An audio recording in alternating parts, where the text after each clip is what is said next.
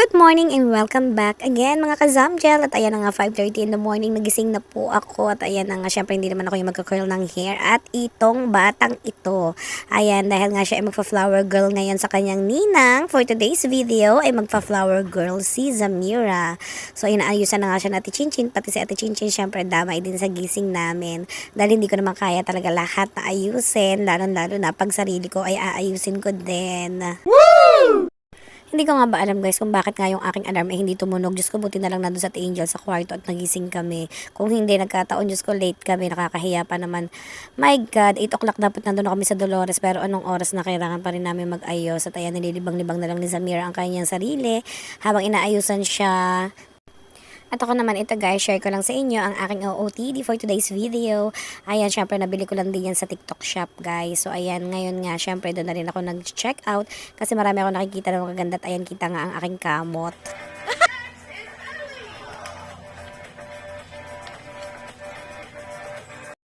Ayan, nakita nyo tuloy, Diyos ko. Siyempre naman ate ako ni Dayan, kaya kahit papaano, siyempre dapat may ibibigay ako doon sa mag-asawa.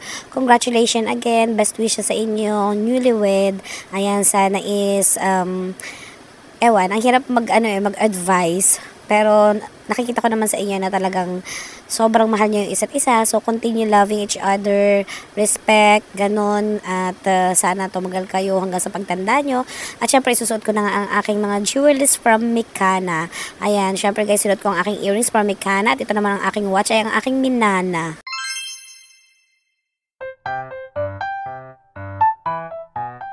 Syempre, bago tayo mag-start ng makeup guys, kailangan natin gumamit muna ng SPF 50 na sunscreen. Ayan.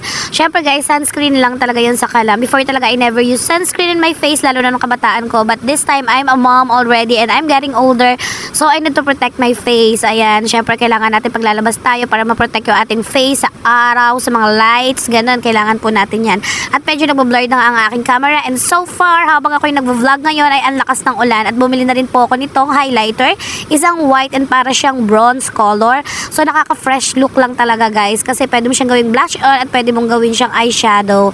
So, ayan, i-clean muna natin ang aking face. Ayan. Hindi ko nga ba alam kung bakit medyo blurry ang aking camera. Siguro hindi ko lang siya nalinis kanina dahil nagmamadali na talaga ako. So, ganito ako magmadali guys. Pag sinabi ko isang oras, kailangan tapos na ako. At ayan, nakita nyo naman, diba?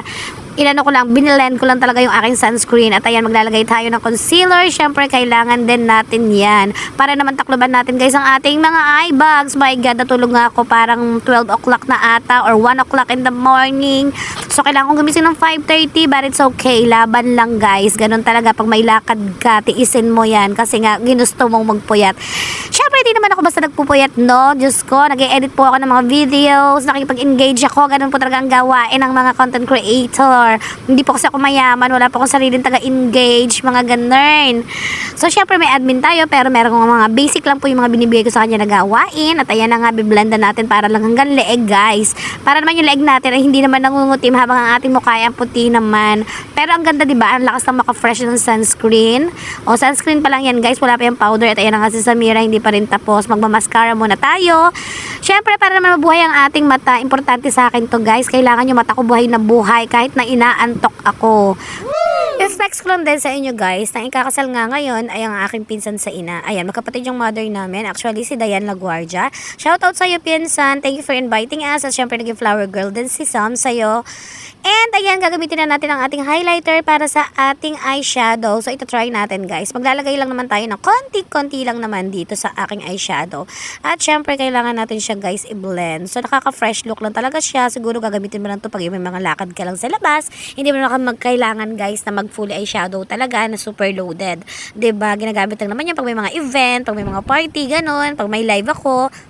Tawa-tawa nga ako sa part na to guys. Diyos ko, kailangan ko talaga i-voice over dahil talaga kung marinig nyo lang dito, napamura na nga ako dito. Paano ba naman, Diyos ko, hindi ko maintindihan ako, inaantok pa nga ba ako? Naisawsaw ko ba naman yung brush ko doon sa iniinom kong kape? Sayang na kape tuloy. Ayan, syempre tapos na nga din ako mag-eyeshadow. Dinagdagan ko lang ng konti kasi napaka-light nga kanina ng aking eyeshadow. Magkikilay naman tayo. At hindi nga ako pwede mag-focus lang sa inyo guys na nakatingin dyan sa camera. Kaya kailangan kong gumamit ng maliit na salamin para magkilay. At ayan talaga pinakamahirap na gawain sa aking buong buhay. Syempre maglalagay na nga tayo guys ng ating highlighter na bronze. Na pwede, sabi ko nga sa inyo, pwede siyang gamitin para pang blush on. Actually guys, napakaganda nito. Ayan, ganyan lang siya guys. O, diba? Nakikita nyo, parang ang simple lang talaga niyan. Pero hindi pa ako makukontento niyan. Kasi ayoko naman talaga. Gusto ko lagi, guys, pack na pack talaga ang aking blush on. Dahil lang gusto ko kahit matapos ang event ay naka-blush on pa rin ako. At dagdagan natin ang ating magic lipstick. So, yan lang talaga yung ginagamit ko lagi. Kasi ito talaga, Diyos ko, kahit pawisan na ako ng pagkadami-daming pawis. Maghapon, may blush on pa rin ako. At sobrang limited stock na nga lang ang meron ako niyan. Kaya talagang tinitipid ko na ng bonggang-bongga. And finally, magpa-final touch na tayo. Syempre, kailangan ko na mag-lipstick dahil syempre napaka-importante talaga na may lipstick tayo dahil nga aaten tayo ng event for today's video. At nako guys, kung gusto nyo magkamera ng ganito, syempre hindi ko kayo bibigyan dahil wala naman akong tinda yan dito. Binili ko lang din po ito guys sa SM. Hanapin nyo lang po yung Lux Cosmetics. Meron silang stand doon. Super affordable nito guys at sobrang pigmented. Ayan, hindi po ako sponsor pero based on my experience talaga tumatagal siya ng 2 to 3 months at napakagandang i-apply. Super dali at naglagay na nga lang po ako ng eyeliner sa aking under eye. And charat! Ayan na guys. Okay na ako. Good to go na. So, ganun guys. Bago mag 1 hour, tulad na sinasabi ko, natapos ko nang ayusin yung sarili ko habang si Samira ay nag-curl pa. O, diba? Sino ka dyan? Diba? Parang hindi puyat guys at akala mo naman naligo. At dahil tapos na nga si Mami mag-makeup, syempre ang baby Sam naman ang ating isusunod. At ayan, nilagyan ko nga lang siya ng konting sunscreen to protect her face para sa i-apply nating makeup. At nakita nyo naman tong batang ito kung gaano ka-hyper. Diyos ko, Samira. Sabi ko nga sa kanya, ibilisan mo at tayo iniintay na. At malilate na nga tayo. So, nalagyan ko lang naman siya guys ng face powder, after ng sunscreen, and then other than that, never po akong gumamit ng mga foundation or anything sa face niya dahil ayoko po ma-damage or ma-irritate yung kanyang face. So, hindi kasi lahat ng bata guys, pwede nating applyan ng kung ano-ano mga heavy makeup dahil minsan sensitive sila, hindi natin masasabi. So, mas maganda na yung light lang talaga yung mga ilagay natin sa kanila kaysa pagsisihan natin sa huli. So, nagtatalo nga kami dyan. At sabi nga niya, wag na daw siya lagyan ng kilay dahil makapal naman daw yung kilay niya. Ang importante lang naman daw, i-curl daw yung hair niya. O, diba? Choosy pa. Inaayusan na nga. So, ikaw na nanonood, thank you so much sa panonood. Kung hindi ka pa naka-follow, please follow and share my page. And, guys, ayan. So, sabi ko nga sa kanya, lalagyan ko siya ng konting blush on. Konting-konti lang naman.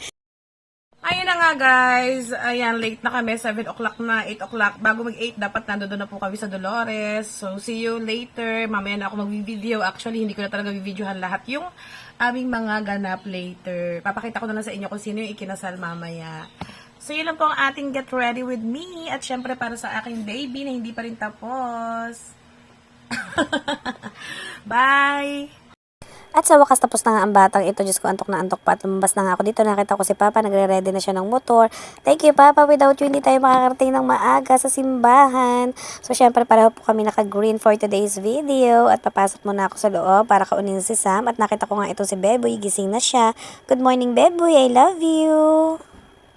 Share ko lang sa inyo guys ang earrings and necklace ni Sam from Mekana. Ayan, syempre kung gusto niyo mag-avail yan sa TikTok shop, punta kayo doon, hanapin niyo ang Mekana. We are not a sponsor pero gusto ko lang itong i-share sa mga friends ko. Syempre na gusto mag-avail ng mga jewelry fashion lang guys. So ayun, aalis na po kami. At syempre hindi na rin ako makakapag-video mamaya dahil nga napakahirap ng nag-video ka tapos may bata sa gitna nyo. So exactly 7:30 in the morning, umalis kami ng San Pablo at ayan nga tinatansya ni Cha ang kanyang pagdadrive at tinuturo nga niya yung bundok na yan. Sabi niya kay Samira, alam mo ba yung bundok na yan, dyan tayo pupunta. So, good luck na lang. Sobrang nakakakaba kasi sobrang bilis ni Cha mag-drive pero I know naman na safe kami. And syempre, 7:30 nga kami ulit ng San Pablo and we're here na po, 7:44 guys, ganon kabilis. At ayan, abot na abot pa nga kami at nagmamadali na kami dito. Diyos ko po, sabay kuha agad namin ng damit ni Samira at ayan na nga, padamit po sila ng ikakasal. So, ganon sila ka-hands-on sa kanilang kasal, pati damit ng mga abay at flower girl ay talagang sagot nila. Thank you so much, Ninang Dayan. Nagtatalo pa nga kami dyan ni Samira kung anong ayos ang gagawin namin dyan sa ribbon-ribbon na yan. Sabi ko nga sa kanya, makinig na lamang at syempre dahil nga pitit si Sam, kailangan ko i-cover yung kanyang shoulder para naman hindi makita na gano'n siya sexy. Ayun, ewan ko nga pa sa batang to, sobrang payat kahit anong kain ang ginagawa. Masyado kasing choosy din sa pagkain, ang Diyos ko. At ayan na nga, ina-ribbon-ribbon ko na lang, nagmamadali na ako dahil lalagyan ko pa rin siya ng sandals. At ayan na nga si Papa habang nagvi-video sa amin, nagagawa na nagmamadali na kami at kumakaway na rin si Samira dahil yun na po yung ikakasal, nasa labas na. Kami inandito at nag-aayos pa, sorry naman po. But anyway, nasa labas pa rin naman talaga sila dahil wala pa rin namang 8 o'clock. Kaya buti na lang talaga abot na abot kami dito. Ayan po ang ikakasal. Pangit naman itong batang to. Smile mo na yung bungi. Yun. May dimple din naman. Kasi yung dimple niya nasa noo. Wow, ang gandang baby, oh. Yan, oh. Bungi nga lang.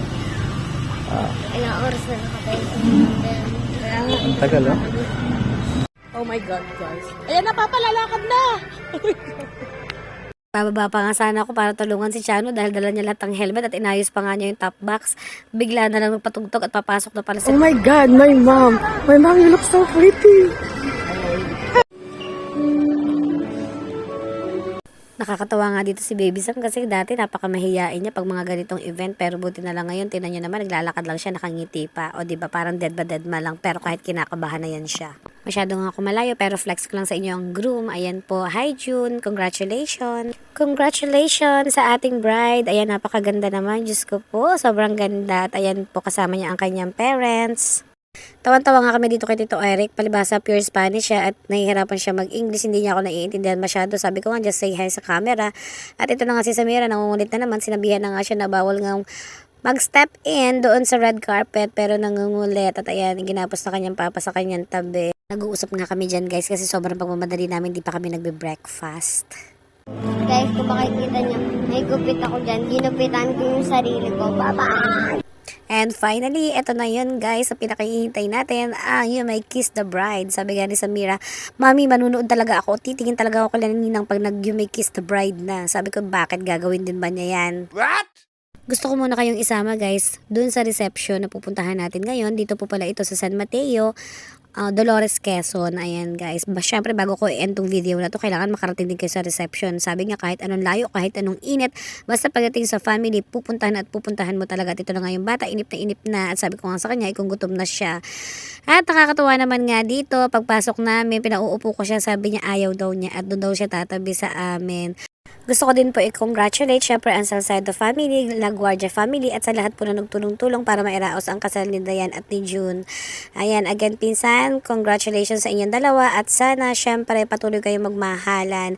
Like ko nga sinasabi, syempre hindi mawawala ang pag-aaway pero sabi nga mag-aaway pero hindi maghihiwalay. Yun lang guys, thank you, bye!